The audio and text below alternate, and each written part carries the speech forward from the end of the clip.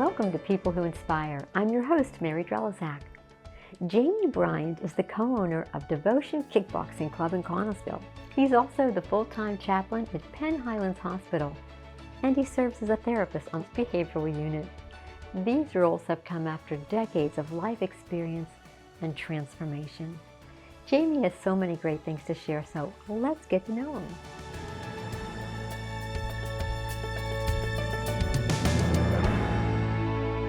So Jamie, we're so glad you're with us today. Thanks so much for being here. Tell me about high school. What did that look like for you?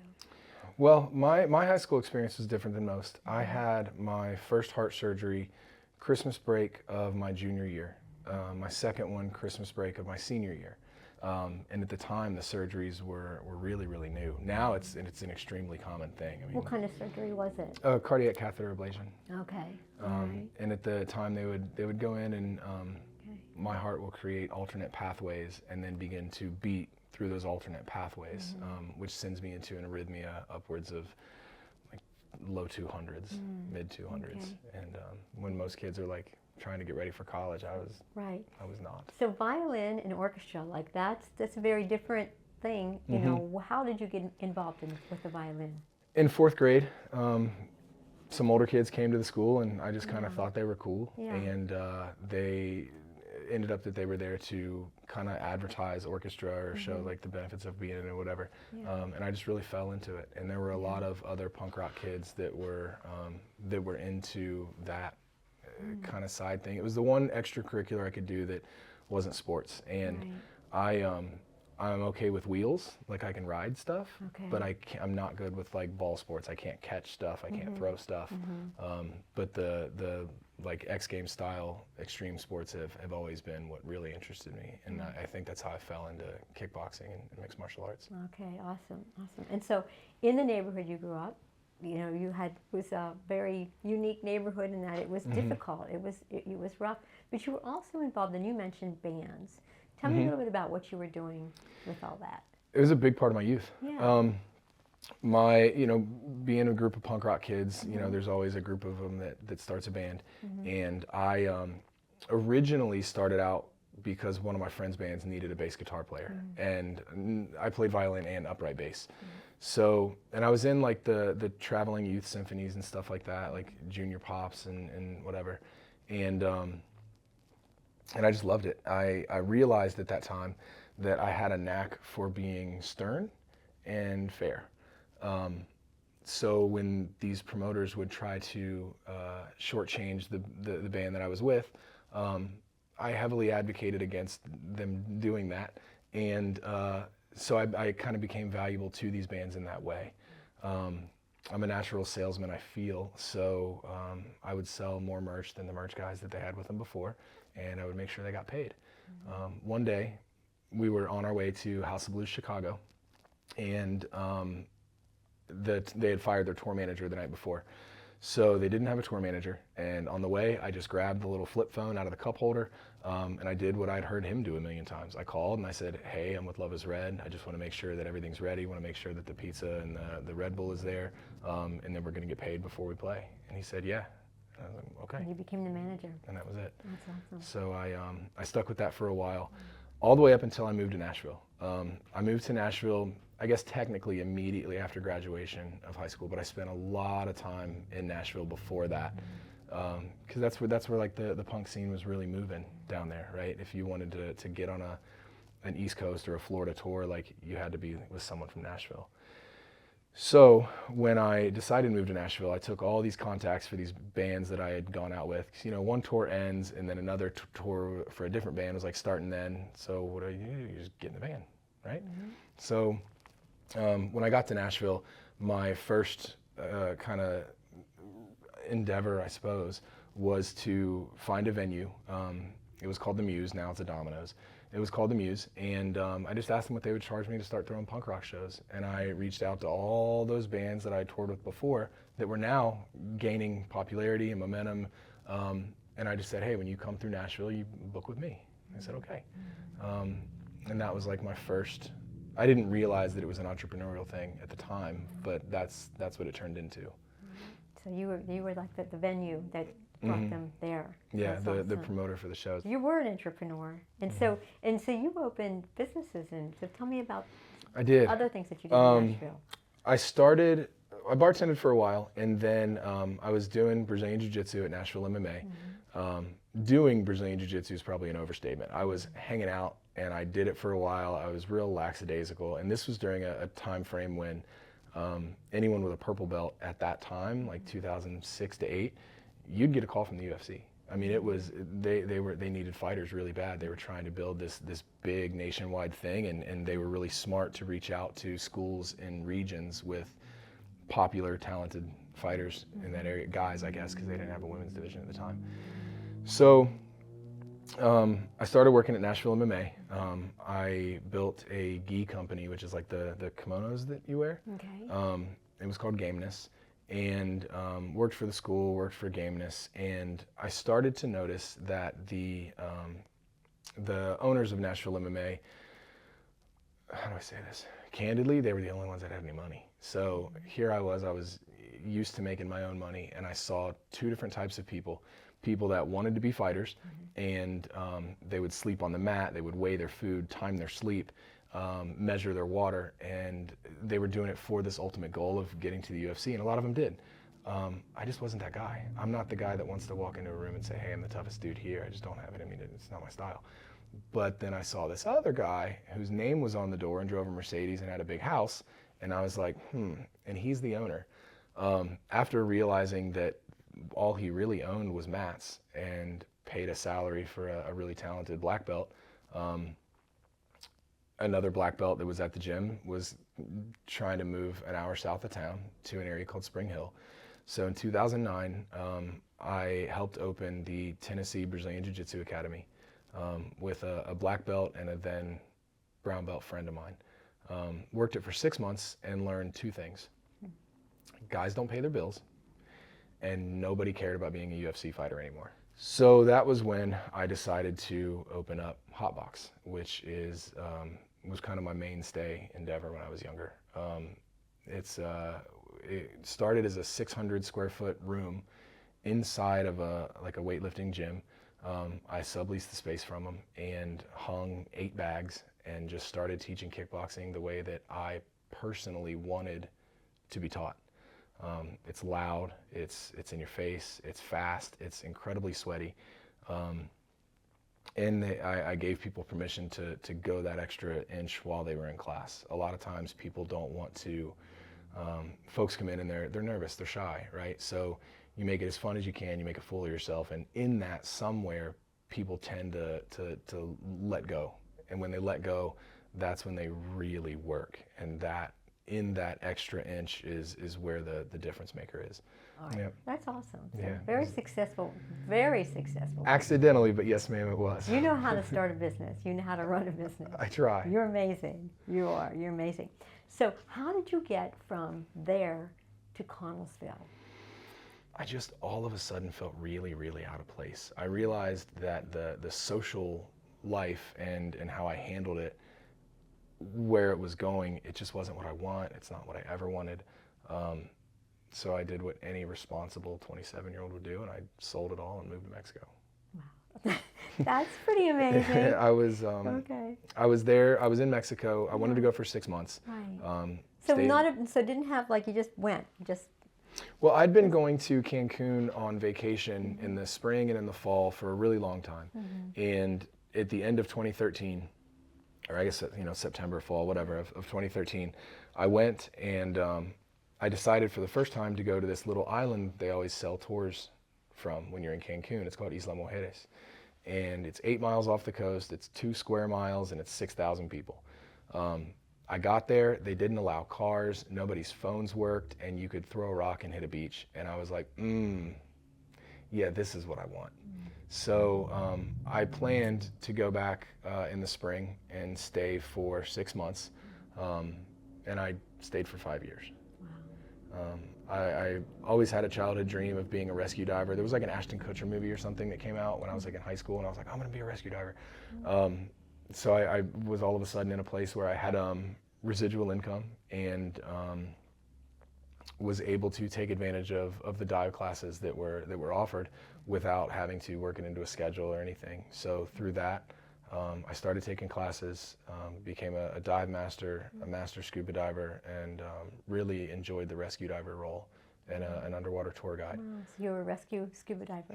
That's awesome. And then I worked there for a while. Wow, that so many roles, so many places. You've opened yourself up to so many things, and you're so good at all of them. I try to be. You do. I try to be. That's pretty awesome. Quite adventurous. So cool. So you opened up. They're the co-owner of Devotion Kickboxing here in Connellsville. Tell me a little bit about that, and what it looks like here. Who comes? What happens there, and what's your goal with all that? Our clientele totally ranges. We've got everyone. We've got all sizes, all types, all colors, all political standpoints, all you name it. We have literally everything, and I couldn't be more grateful for that. We have folks that come in that are fairly veteran fighters that have been in the cage a couple times and won some, lost some. And we've got people that genuinely don't want to and just want to train and have fun with their friends on a Saturday. So every time that I have, 3 times now throughout my life, I've fully dedicated myself to just teaching kickboxing. And every time I do that, I like the version of me that it spits out on the other end a lot better than I did before. So a lot of people will look at the name Devotion and think that it has to do with me being an ordained minister or working as a chaplain. Nope, it's because devotion means dedicated emotion. And when I dedicate my emotion towards teaching kickboxing, I like what that does to me as a man. Before as a young man, and now as someone who just turned 40. So the plan with Devotion was, selfishly to kind of save myself. And I realized as soon as we opened how badly this area needed something like that. I couldn't count on fingers and toes how many people come there, and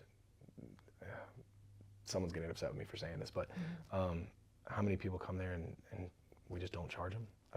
If you've got a child and they really need something like that, specifically if it's a teenager, a young lady that's having some really negative thoughts about herself, a young man that's acting in ways he shouldn't.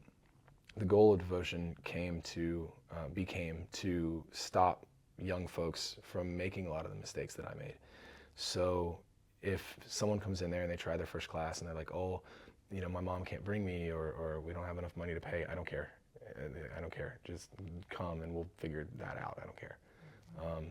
So now what Devotion has turned into is, we say fighting and fitness for every body, and not everybody one word, every body 2 words. Anyone can do it, anybody. By the time we'd been open 6 months, there were 2 DOA overdoses right outside the gym, and one of them was a 20-year-old young man. And I think that really was a turning point for me on what the goal of Devotion is. When I spoke with a few in Uniontown with a few of the judges, commissioners, juvenile probation, a few of the custody folks, and I love that they gave me that opportunity, because I started this 30-minute talk out with the sentence, I lived in Mexico for 5 years. And then I immediately did nothing but drop Fayette County and Connellsville statistics for the next 25 minutes and allowed everyone to continue to believe that I was talking about Mexico. But I wasn't. I was talking about Connellsville and Fayette County as a whole in a lot of those. And I think that kind of, just putting that together really opened my eyes on where I'm at and what this town needs. And then moving into the hospital, that was really solidified in a few different ways, which I'm sure we'll get to. Yeah, very good. Yeah. Okay. So making such a difference with the Devotion gym with kids, you're seeing a transformation in them. What happens while they're there that you see in transformation? it's almost the same thing as being a chaplain at the hospital. They just crave attention. And when soccer started specifically, we decided to pause our kids program. We do still have a few of those kids that come, but they just come to the adult class. We have a 13-year-old who's from Connellsville, and he's going to punch me in the neck for saying this, but kind of getting picked on a little bit. And now he's 8-1 as a jiu-jitsu fighter. So he's won 8 matches, lost 1. He's got 4 gold medals and a sword hanging in the gym. I'm really, really, really, really proud of him. And the transformation that you see, first they come in and they're nervous, then they come in and they're having fun, but there's still this really like external focus. What do I look like? What do I look like? Am I doing this right? And that slowly morphs into them being really comfortable. And if there's one thing Devotion's been blessed with, and I can't take all the credit, I didn't start it by myself, right? But if there's one thing that we've been blessed with, it is the people that have come into there. We have, in fact, one of them spoke at Rotary, but we have had so many awesome young men and young women between, say, 17 and 23 that have come into there, and they're good kids. They own their house. They're in stable relationships. They stray away from hookup culture. They don't do drugs. They don't go out and drink on the weekends. And they own their homes. You know what I'm saying? And they're just such good kids. So the biggest benefit that I personally see is having an 11-year-old that is, an 11-year-old is still a fluid concept to said 11-year-old, right? They don't know who they are. So when they come in there and they see other young men and women who aren't chasing likes on social media, who aren't running around and walking up and down Pittsburgh Street at 10 p.m., they start to be surrounded by this really positive male influence.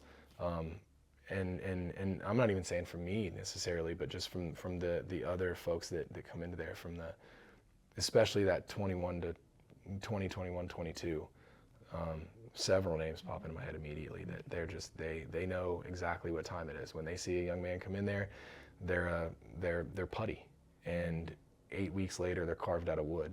And then and that's mentally too, right? Grades go up, they stop getting picked on.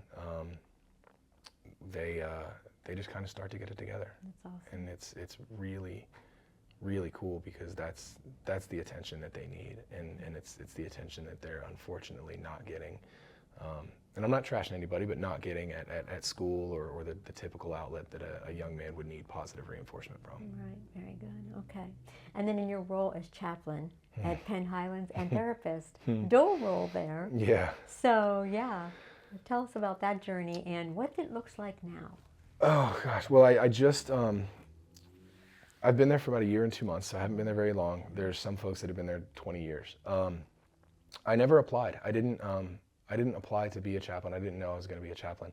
I had started going to Bible college, and I really fell in love with it. And it became difficult to separate that from who I am or who I was becoming or whatever that transition was. There was a young lady who came into the gym, and if you were to ask her then, she would say that she wasn't in the best situation, right? She wasn't in the best relationship for her. She wasn't happy with who she was growing into and the things that she was willing to accept in her life at the time. She then started kickboxing, got really good, and took 2 fights, did really, really well, both out of town. I met her mother and became, first name basis, I don't want to say friends at that point, but we had a great connection, right? This mom in particular really enjoyed what her daughter was getting out of it. She said that Devotion gave her daughter her smile back, and in that, Devotion gave her daughter back, and that was really touching. That person, about 3 weeks after my grandfather passed, that person called me and said, "Hey, we don't have anything spiritual at the hospital." And I said, "Are you asking me to be the chaplain?" She was like, I guess, I think so, yeah, I don't know, do you want to do it? And I was like, oh yeah, of course I do. I had no idea what I was saying yes to, none. I thought I was going to walk into that hospital and people were going to want to pray and we were going to get to talk about the Bible, and it was just going to, this is not it. That's not what happened. What happened? Yeah. What does it look like?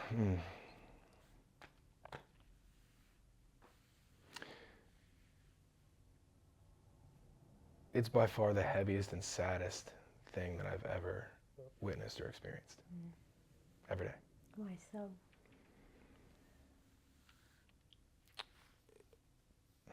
Because I'm not strong enough to fix any of it.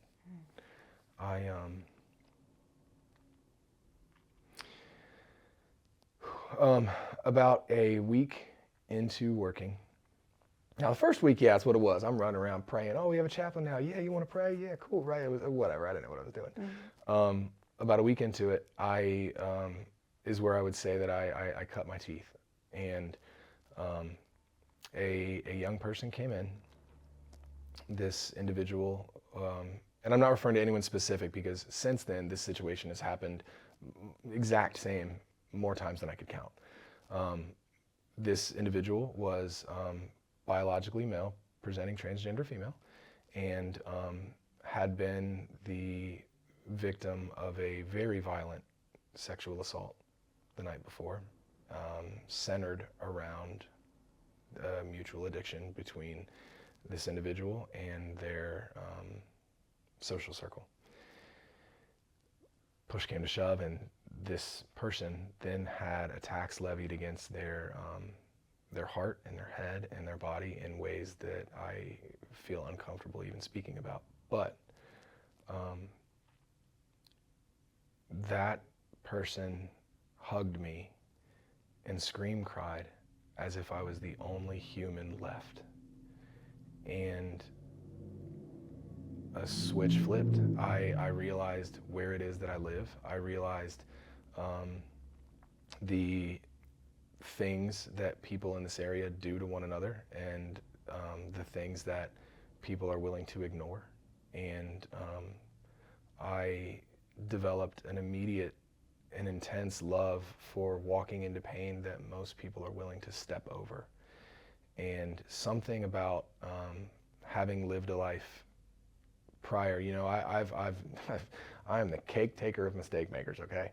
And a lot of folks that know me know this, but my dad has been a drug addict my whole life. I wish that he wasn't. I wish that there was another way. I started as a chaplain saying that I'm just here to try to say something that I wish someone had said to my pop when I was younger. And now it's just love. It's just, that's all I can do is love.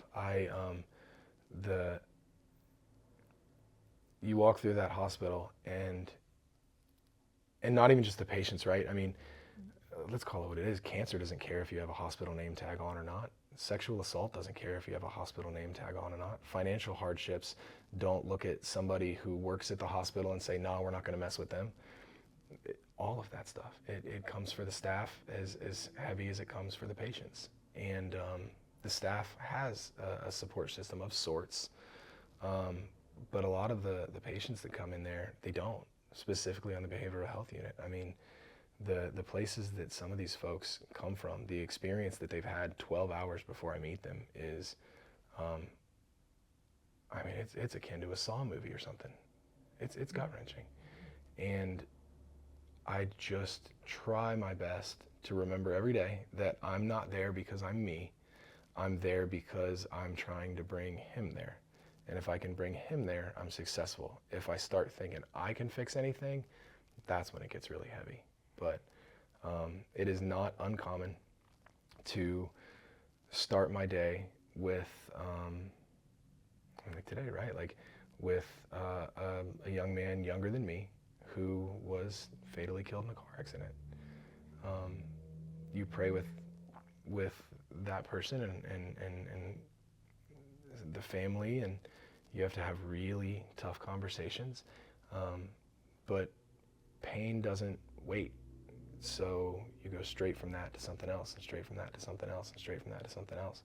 So it's not like I can come home and be like, you know, my friends, it's kind of a casual, hey, how was your day when I get to the gym? Trust me, you don't want to hear anything about it. I don't want to know how my day was.